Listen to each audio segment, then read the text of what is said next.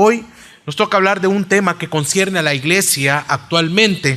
Y este es el tema acerca de las herejías de los falsos maestros. El tema es manteniéndonos en la fe en un tiempo como hoy. Vamos a meditar en la epístola primera de Timoteo, capítulo 4, en el capítulo 4, versículo del 1 al 11. ¿Me lo lees, por favor? Pero el Espíritu dice claramente que en los últimos tiempos algunos apostatarán de la fe, prestando atención a espíritus engañadores y a doctrinas de demonios, mediante la hipocresía de mentirosos que tienen cauterizada la conciencia, prohibiendo casarse y mandando abstenerse de alimentos que Dios ha creado para que, con acción de gracias, participen de ellos los que creen y que han conocido la verdad. Porque todo lo creado por Dios es bueno, y nada se debe rechazar si se recibe con acción de gracias, porque es santificado mediante la palabra de Dios y la oración. Al señalar estas cosas a los hermanos, serás un buen ministro de Cristo Jesús, nutrido con las palabras de la fe y con la buena doctrina que has seguido. Pero nada tengas que ver con las fábulas profanas, propias de viejas, más bien, disciplínate a ti mismo para la piedad, porque el ejercicio físico aprovecha poco, pero la piedad es provechosa para todo, pues tiene promesa para la vida presente y también para la futura. Palabra fiel es esta y digna de ser aceptada por todas. Porque por esto trabajamos y nos esforzamos, porque hemos puesto nuestra esperanza en el Dios vivo, que es el Salvador de todos los hombres, especialmente de los creyentes. Esto manda y enseña. La carta de primera Timoteo del capítulo 1, del 1 al 11, vemos que Pablo, al partir a Macedonia, le manda a Timoteo que se quede en Éfeso para evitar y proteger a la iglesia de las falsas enseñanzas que estaban surgiendo en ese momento. Él le manda a decir a Timoteo: mira, no creas ni vayan a tomar por verdades tales mentiras. Por lo tanto, tú tienes que defender y proteger la iglesia. Por eso mismo Pablo escribe acerca del uso correcto de la ley, porque exactamente eran los judaizantes quienes estaban confundiendo a la iglesia con su enseñanza que la salvación era a través de las obras de la ley. Por lo tanto, esto estaba llevando a un desorden en la iglesia. La iglesia había dejado de orar, no estaban cuidando a las viudas, tenían autoridades deficientes. Había una cantidad de falsos maestros que estaban causando confusión. En medio de todas estas faltas y falsas enseñanzas, el apóstol Pablo le escribe a Timoteo acerca de la sana doctrina que debe ser conforme al Evangelio, según primera de Timoteo capítulo 1 versículo 11. Entonces, hermanos, podemos decir que el tema central de la primera carta a Timoteo es proteger la sana doctrina por la cual crece la iglesia, que es columna y baluarte de la verdad. Primera de Timoteo, capítulo 1, versículo 15. Este es como un manual de cómo poner a la iglesia en orden, encauzada en la verdad de la palabra. El propósito primordial era combatir las herejías que estaban surgiendo y que estaban atacando a la iglesia. Es por eso que Primera Timoteo, si vamos al capítulo 1 de los versos del 3 al 7, dice así, yo lo leo: como te rogué al partir para Macedonia que te quedaras en Éfeso para que instruyeras a algunos que no enseñen o que no enseñaran doctrinas extrañas, ni presten atención, ya está refiriéndose a los demás, que no presten atención a mitos y genealogías interminables, lo que da lugar a discusiones inútiles, en vez de hacer avanzar el plan de Dios que es por fe. Así te encargo ahora. Aquí le está dando un encargo en el capítulo 1 a Timoteo. En el capítulo 4 luego vamos a ver que luego le reafirma esta orden. Versículo 5. Pero el propósito de nuestra instrucción es amor nacido de un corazón puro, de una buena conciencia y de una fe sincera. Pues algunos, desviándose de estas cosas, se han apartado hacia una vana palabrería queriendo ser maestros de la ley, aunque no entienden lo que dicen ni las cosas acerca de las cuales hacen declaraciones categóricas. Estas herejías, iglesia, podrían ser una combinación de tendencias gnósticas y judías muy parecida a las de los falsos maestros en Efesios y en Colosenses. Primera de Timoteo fue escrita con un propósito. Primero, solicitar a Timoteo que permaneciera en Éfeso, ya lo leímos. Segundo, tratar el tema de los falsos maestros. Y lo vemos en capítulo 1, en los versículos 19-20, capítulo 4, 1 al 5, capítulo 6, de 4 al 5 también. Y tercero, ayudar a organizar el liderazgo de la iglesia, 1 Timoteo capítulo 3. Entonces, no podemos negar que en este momento de la iglesia estamos viviendo todo lo que el apóstol Pablo le enseñó a Timoteo. Estamos en lo mismo. Él se refería que si estos falsos maestros se entrenan y echaban raíces dentro de la iglesia, entonces el resultado sería visto por todos en las próximas generaciones, en las próximas eras. Este era el sentido por el cual el apóstol Pablo le está escribiendo estos textos a su hijo en la fe, a Timoteo. Lastimosamente, todo esto se cumplió en la época de Pablo, pero también se está cumpliendo hoy en nuestra época. Falsos maestros, falsos apóstoles, profetas, pseudo pastores en las iglesias y ministerios en donde, fíjese bien, le da más relieve a la persona, a sus logros, a lo que ellos creen que Dios está haciendo y que supuestamente hará, que a la propia palabra de Dios. Hombres o mujeres que desean más las manifestaciones espirituales que realmente cultos en donde le den la prioridad y la exaltación a la propia Biblia. Hermanos, hay un deseo desenfrenado por el reconocimiento de un hombre y del nombre de este, que verdaderamente en el nombre de Jesucristo. Esto mismo estaba pasando en aquel tiempo, hoy igual. Es por eso que Pablo le está escribiendo y le dice a Timoteo: oye, ten cuidado con esto. Esto está sucediendo. Es por eso que luego viene y habla acerca de la apostasía, aquellos que apostatan de la fe. Leamos el capítulo 4, el versículo 1 y 2. Pero el Espíritu dice claramente que en los últimos tiempos algunos apostatarán de la fe, prestando atención a espíritus engañadores y a doctrinas de demonios, mediante la hipocresía de mentirosos que tienen cauterizada la conciencia. Estos que hablan en nombre supuestamente del Señor son espíritus engañadores y doctrinas ¿de qué? De demonios. Estos nunca han sido cristianos. Lo que le está diciendo a la iglesia es que no vayas a apostatar de la fe tú escuchando a estos engañadores. Como miembros de la iglesia local, gracia sobre gracia, y de la iglesia en general, nos encontramos y imaginémonos como que estamos en un estadio, en una carrera de relevo, pero de cristianos que queremos que la Biblia sea realmente esa única fuente de autoridad para la iglesia actual. En los hogares, en las escuelas, en los matrimonios, en las amistades. Y esto ha sido por toda la historia de la iglesia. Obviamente no somos Pablo ni somos ni Timoteo, pero se nos ha encomendado lo mismo: guardar la verdad de la palabra, defensores de la fe, guardar la iglesia, guardar nuestras vidas, guardar la vida de nuestros hogares, nuestros matrimonios, la de nuestros hijos. Y solo es por medio de la Escritura, la verdad del Evangelio. Pero ¿cómo hacerlo?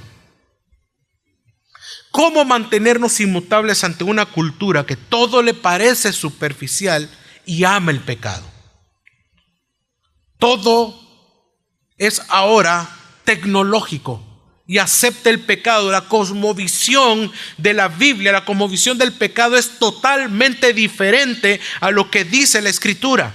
Estamos en esta cultura. ¿Cómo mantenernos sin cambio, inmutables, fieles a la palabra? ¿Cómo? Pero todo esto ha entrado a la iglesia también. de manera sutil. Por lo tanto, entonces la exhortación de Pablo a Timoteo es la misma, la que nos hace ahora a nosotros en la Biblia. El Espíritu Santo nos hace una advertencia, que los falsos maestros enseñarán frivolidades como doctrinas de fe, como verdades a seguir, pero que estos son espíritus que engañadores y que la santidad no es algo importante para el creyente.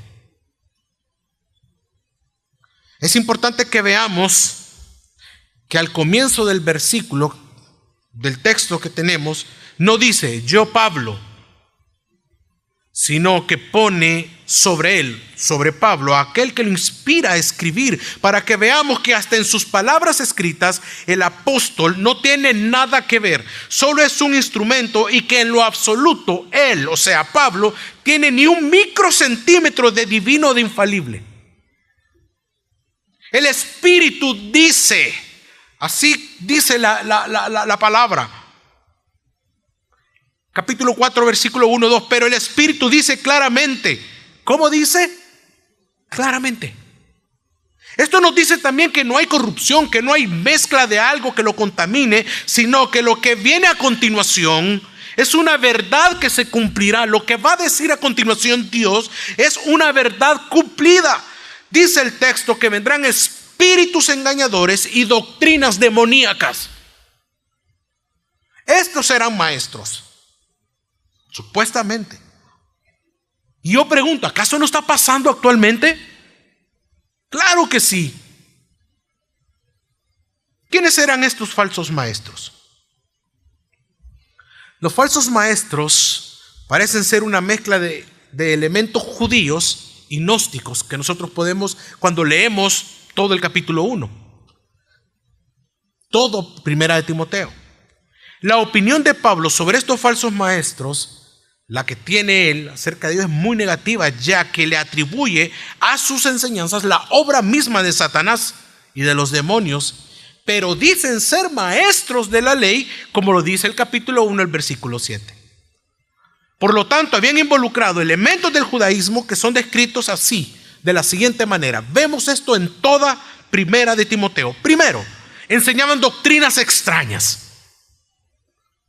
2, ponen atención a mitos y genealogías. 3, se han dedicado a la discusión estéril. 4, hacen afirmaciones confidenciales sobre lo que no entienden. 5, son hipócritas mentirosos. 6, tienen sucia la conciencia. Lo encontramos en capítulo 4, versículo 2. 7, escuche esto, prohibían casarse. Prohibían el matrimonio, según capítulo 4, versículo 3. 8, promueven abstenerse de ciertas comidas. 9, echan a andar fábulas. 10, son presuntuosos. 11, tienen intereses morbosos en cuestiones controversiales y se pelean por palabras. 12, constantemente causan confusión y aman el dinero. Y 13, poseen falso conocimiento. 14, se han alejado ¿de qué? De la fe.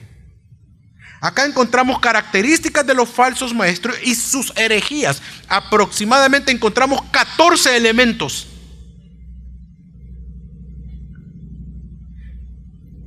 Por lo tanto, Pablo tenía que escribirle a Timoteo para ordenarle que por medio de la palabra trajera la verdad a la iglesia. Si acabamos de leer 14 elementos, características, ¿qué es lo que estaba pasando? No era de quedarse con los brazos cruzados, hacerse el desentendido, Pablo, que estaba viendo la herejía, estaba viendo al falso maestro y lo único que hacían era aplaudirle. No, Pablo no estaba haciendo eso. Él escribe una carta y le dice: oye, Timoteo, esto está pasando. Igual, hoy en día nos enfrentamos a los falsos maestros. Tuercen las doctrinas bíblicas y engañan a aquellas personas que dicen ser cristianos, que vienen a la iglesia, sirven en un ministerio, quizás hasta se discipulan, van a congresos internacionales, postean frases de predicadores reformados, algunos hasta sirven, pero su falta de leer, meditar, escudriñar esa escritura, apostatan. Llegan al punto de aburrirse. Y argumentos que dicen que solo es que aquí solo la Biblia, muchas Biblias se predican. ¡Ay, qué aburrido! ¿Sabe lo que pasa?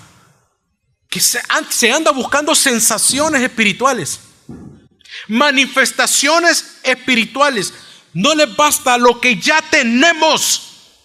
Quieren a la profeta que le interprete el sueño, que le dé palabra, o sea, que les adivine. Pero cuando la verdad del evangelio es predicada, se confronta, no quieren. Se van en busca de estas sensaciones. He aquí las iglesias que entretienen, que engañan, y engañan a esa audiencia en donde la palabra es lo más difícil de encontrar y escuchar. Van tras estas personas que les predican la prosperidad. Hay un pastor acá en San Salvador, en una iglesia, que dice que Dios le dio un sueño. Dios me dio un sueño. Yo era un árbol frondoso, grande, alto. Ese era yo. Y el Señor me decía en ese sueño: ese eres tú, fulano.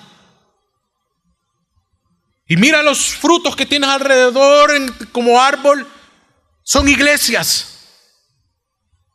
Y mira los frutos que hay a tu alrededor, como cuando se caen los frutos. Se caen y que están o se pudren, y le decía: esas iglesias que están ahí podridas, tú las vas a levantar. Tú serás pastor de pastores, vas a mantener y vas a ministrar todas estas iglesias. Y tú vas a ser próspero. Y la gente que te sigue y la gente que te escuche igual va a tener mucha prosperidad. ¡Wow! Eso es lo que queremos. Y la gente aplaudía. Ese es mi pastor. Oiga, y quiero preguntarle algo. ¿Quién no desea escuchar fábulas de esa índole? ¿Quién no quiere escuchar que te digan que serás próspero y que serás lleno de bendiciones? Acá este pseudo pastor es el protagonista y el dinero, y no las santas escrituras. Es por eso que la palabra apostatarán, que habla la Biblia, proviene del griego apostasía, que significa apartarse. O sea, el mensaje de ellos es quererlo apartar a usted de la fe, de la verdad de la escritura, para que crea las sensaciones, las manifestaciones, la mentira, y usted base su vida cristiana en la experiencia de un hombre. Apartarse, separarse, rebelarse o abandonar se refiere a una persona que se aleja por completo de una posición original, en este caso de la verdad del evangelio. Quienes siguen estas falsas doctrinas han abandonado la fe. Cuando Pablo entonces habla de la conciencia, se refiere a que los falsos maestros estaban más allá del arrepentimiento. Estos hombres rechazaban la verdad, ahora son incapaces de verla, no logran ver la cruz, no logran entender el evangelio. Estos enseñan un falso mensaje, y obviamente a que la iglesia los siguiera, y en este caso hoy en día que los sigan, desenfocándolos totalmente de la cruz de Cristo. El apóstol Pablo le da un calificativo a esta conciencia de los apóstatas. Dice que tienen la conciencia, ¿cómo, hermanos? Cauterizadas o insensibles. Mire, fíjese que yo trabajé en un juzgado, y por escribir tanto, este dedo acá, tengo un callo. Entonces no teníamos iPad ni teníamos máquinas. Usted sabe, en los tribunales allá eran de unas máquinas así. Y el juez que yo tenía, que era mi jefe, él no le gustaba que las actas las levantáramos en máquinas de escribir. Entonces decía: hagan la mano, decía. Un señor de la vieja escuela, abogado, jurisconsulto. Entonces lo teníamos que hacer con el bolígrafo. Yo hacía unas actas y por hacerme tanto acta me hice un callo. Ya no me duele. Pues así tienen muchos la conciencia. Cauterizada como callo. Ya no son insensibles. Ya no se enfocan en Cristo, en ellos mismos. Es decir, que al inicio estos también iniciaron, fíjese bien, estos falsos maestros al principio iniciaron escuchando las verdades de las Escrituras, pero que empezaron a tener una práctica de pecado, sintieron la culpa, pero poco a poco fueron controlando ese sentimiento hasta el punto que pecaban sin sentir nada de arrepentimiento. Y eso enseñaban también. Es por eso que este tipo de gente mete a toda una iglesia en el legalismo. El versículo 3 dice, prohibiendo casarse y mandando abstenerse de alimentos que Dios ha creado para que con acciones de gracia participen de ellos los que creen y han conocido la verdad. Pablo menciona de todo lo que hemos escuchado, dos de las enseñanzas que ellos creían. Recordemos, y vuelvo a repetir, que eran enseñanzas judaizantes que se habían infiltrado en la iglesia de Éfeso. Probablemente eran enseñanzas ascéticas, es decir, inclinadas a la abstinencia o celibatos. Prohibían casarse y también la abstinencia de alimentos. ¿Qué es lo peligroso de todo esto, pastor? Bueno, primero, vemos cómo estaban dejando a un lado. Fíjese bien, no tenía importancia para ellos lo que Dios mismo dijo en Génesis acerca del matrimonio y que lo confirma Jesús. Dejará el hombre a su padre y a su madre y se unirá a su mujer y serán una sola carne. Textos que están en Génesis, 12 en los evangelios, Mateo y Marcos, y una carta a los Efesios. Confirmado, el matrimonio. Y ellos estaban prohibiendo casarse. Iban en contra de la Biblia, en contra del mandato de Dios. Segundo, la abstinencia de ciertas comidas parece tener un trasfondo también judío en Levítico capítulo 11, aunque podría referirse a prohibiciones gnósticas. Vemos cómo estos falsos maestros estaban tergiversando las Escrituras como ellos querían. Todo esto venía de la hipocresía, olvidando la verdadera santidad. Buscaban obtener justicia mediante las obras. Y he aquí, hermanos, iglesia preciosa, la negación, el rechazo al evangelio. Dios nos dice que la salvación es a través de la obra de Dios mismo. ¿En quién? En nosotros. Cristo en nosotros. Y que la verdadera adoración no son rituales externos, sino una actitud del corazón correcta. Ellos cambiaron la obra de Dios por sus propias obras. Dejaron de creer a la verdad de Dios y decidieron creer a sus propias verdades, o sea, sus propias mentiras. El problema de ellos radicaba en su adoración. ¿En cuál adoración? En la externa, o sea, en las obras, no de corazón, una actitud interna. Y es por eso que Pablo en los versículos siguientes, en el versículo 5, habla de la santificación mediante la Escritura. Y quiero que lo leamos en los versículos 4 y 5 de 1 de Timoteo. Porque todo lo creado por Dios es bueno, y nada se debe rechazar si se recibe con acción de gracias, porque es santificado mediante la palabra de Dios y la oración. Quiero hacerle una pregunta a usted. ¿Todo lo creado por Dios es bueno? ¿Es creado? ¿Todo lo que hizo Dios es bueno, iglesia? Claro, amén. Él es santo, por lo tanto su creación es perfecta. Pero,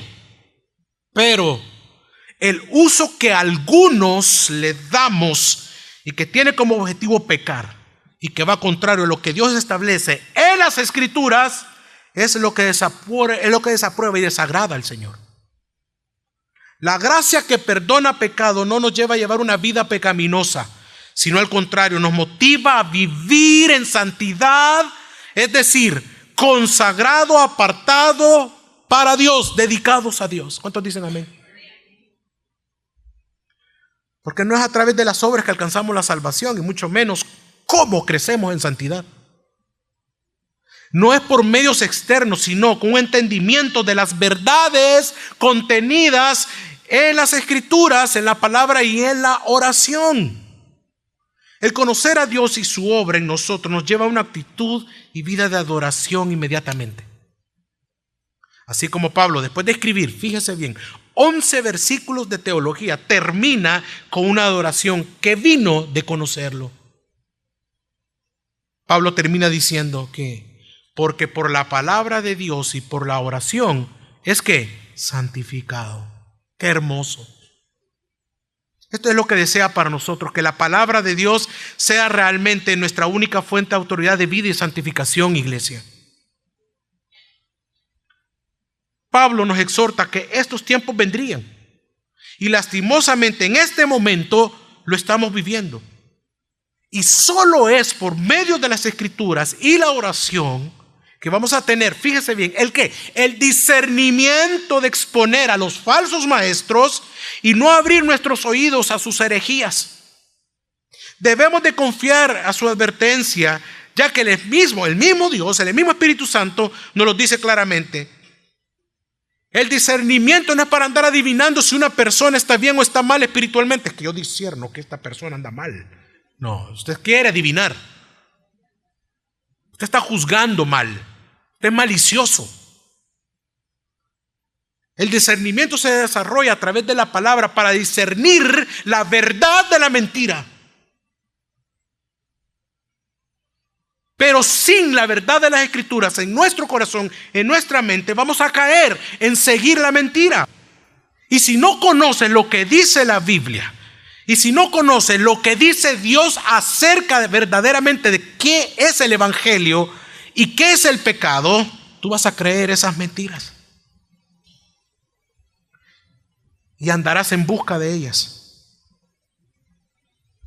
Es por eso que tenemos argumentos como es que en esta iglesia no se mueve el espíritu. ¿Cómo, hermano? Sí, es que no se mueve el espíritu. Quieren sensaciones, quieren que caiga un manto, un vapor así. Y que la piel, ay, qué aburrida la alabanza. Ahora es bien aburrida. Ay, la misma. Mire, la alabanza no es para usted, no es para alabarlo a usted ni a mí. La alabanza, la adoración, lo que cantamos, cánticos espirituales, coros acá, es para exaltar ¿a quién? Lo que Él hizo, lo que Él es Dios, no para nosotros. ¿Qué quiero decir? No pongamos nuestro corazón y la mirada en las sensaciones, en las manifestaciones espirituales, en un hombre, en un super predicador. Todo esto es engañoso. Mejor demos gracias que se predica lo más importante, la santa palabra de Dios, hermano. ¿Qué debemos hacer como cristianos? Pablo le dice a Timoteo, fíjese bien, en el contexto del capítulo 4, o sea, si vamos al capítulo 3, que viva, pero que viva de acuerdo a la piedad. Y es ahí donde le recuerda el Evangelio. Primera de Timoteo capítulo 3, versículo 14 al 16. Te escribo estas cosas esperando ir a ti pronto, pero en caso que me tarde, te escribo para que sepas cómo debe conducirse uno en la casa de Dios, que es la iglesia del Dios vivo, columna y sostén de la verdad.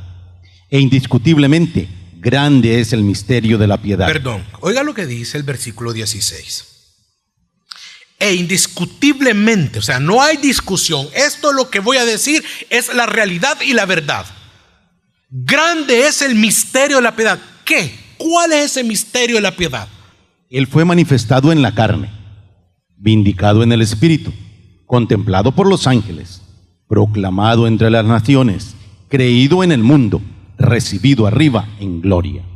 ¿De quién está hablando? ¿De quién? De Jesús. Lo que le está diciendo Pablo es que viva conforme al Evangelio. Pero luego le da un mandato que hasta el día de hoy suena para la iglesia, para nuestra iglesia, para la iglesia en general, para usted y para mí. Los versículos, ahora vamos al capítulo 4, los versículos del 4 al 11, dice: al señalar estas cosas a los hermanos, serás un buen ministro de Cristo Jesús. Ok, si tú señalas a estos falsos y descubres las mentiras, ¿qué vas a hacer? Un buen ministro de Jesucristo, nutrido con palabras de la fe y de la buena doctrina que has seguido. Versículo 7, pero nada tengas que ver con las fábulas profanas.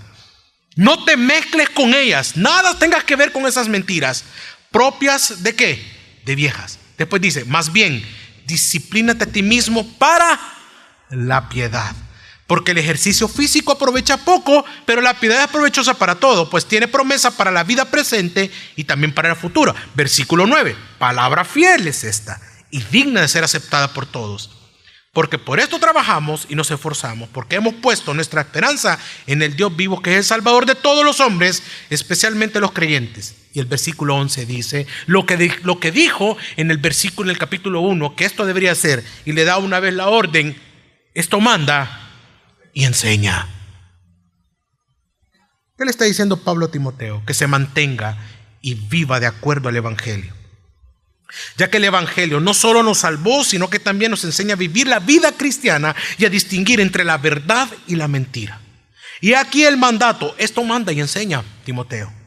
En otras palabras, proclame el Evangelio.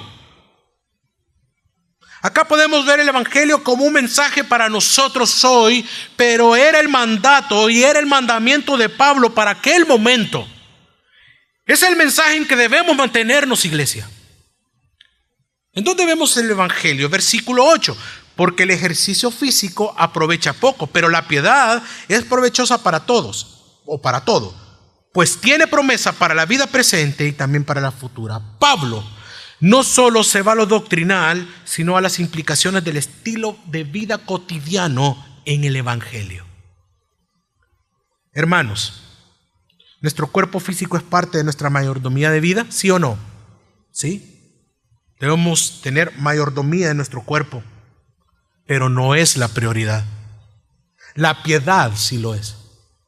O sea, lo que afecta el cuerpo es importante, pero lo que afecta el espíritu es eterno, hermano. El verdadero ejercicio es la labor y el esfuerzo lo vemos en el versículo 10, que dice: porque por esto trabajamos y nos esforzamos. Porque hemos puesto nuestra esperanza ¿en quién? En el Dios vivo, dice, que es el Salvador de todos los hombres, especialmente de los creyentes.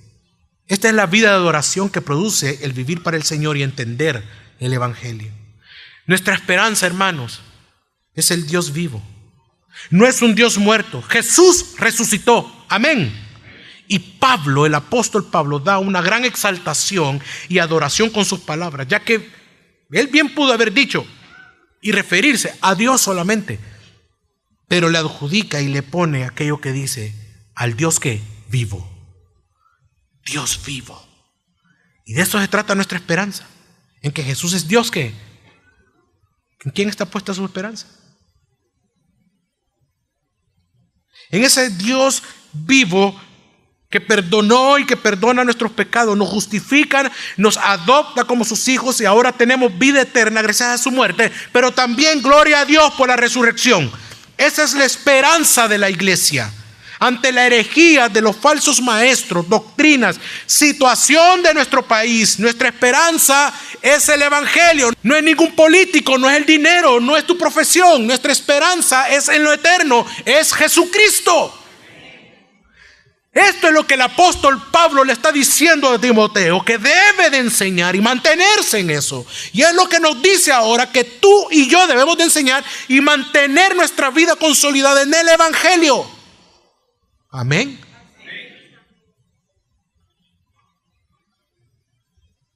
¿Cuáles son entonces las aplicaciones, las implicaciones para nosotros como creyentes? Voy terminando. Hermanos, examinémonos nosotros mismos si estamos en la fe. Que no estemos cayendo como estos cristianos que han apostatado la fe. Y no le tengan miedo a esa palabra, porque cuando digo apostatado, es que no hemos apartado realmente de la verdadera doctrina del Evangelio. Los que hablan estas herejías sobre la Escritura, ellos no son cristianos. ¿Le llamas aburrido al culto? ¿A la predicación de la palabra? ¿Quieres sensaciones, emociones que digan que tendrás dinero, negocios, una vida saludable? Mira, si esa es la voluntad de Dios, que tengas todo esto, pues gloria a Dios, qué bueno, amén, no hay ningún problema. Pero tu vida cristiana no debe de consistir en buscar estas cosas, sino una constante confesión y arrepentimiento de nuestros pecados. Ve tu pecado a la luz de la Escritura, busca vivir para el Señor, ama la palabra y dale gloria solo a Él. No andes en busca de profecías, de aquellos que te dicen, dice el Señor. Dice el Señor, dice el Señor. Todo lo que tenga que decir el Señor ya lo dice la sola Escritura. ¿Es así como proteges tu casa? Te pregunto. ¿Es así como proteges y lavas a tu esposa con el lavamiento de la Escritura? ¿Es así como tú eres un defensor de tu hogar, de tu matrimonio? ¿Lo haces a través de las Santas Escrituras? ¿Eso enseñas?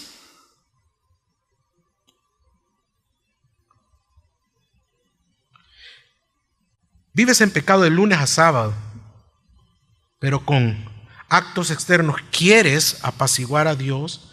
Hermanos, la carne le encanta sentirse justificada por el hombre.